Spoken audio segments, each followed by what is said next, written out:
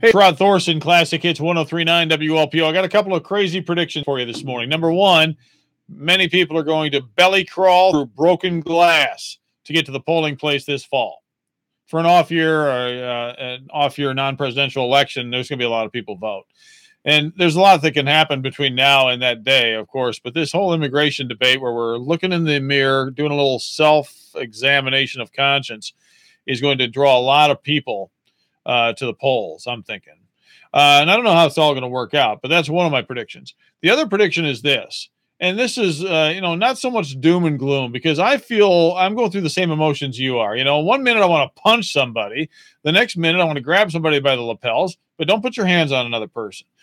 And then you want to just, grab one of these kids and just comfort them. We're going through this whole range of emotion, but step back away from it for a moment.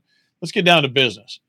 This may be the first time since 9/11 that you and I have seen politicians in both parties get together, work on a problem together. It might be the one thing that brings us together. It's too bad it has to happen, because the fact of the matter is, and some of you are partisan hacks, I am not, okay? The same policy existed during Obama and even before that. But Obama didn't have thousands of kids separated, even infants, from their families, okay?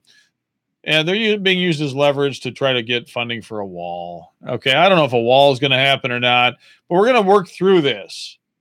I'm sure of it, in a bipartisan fashion. It's going to have to be, especially after November.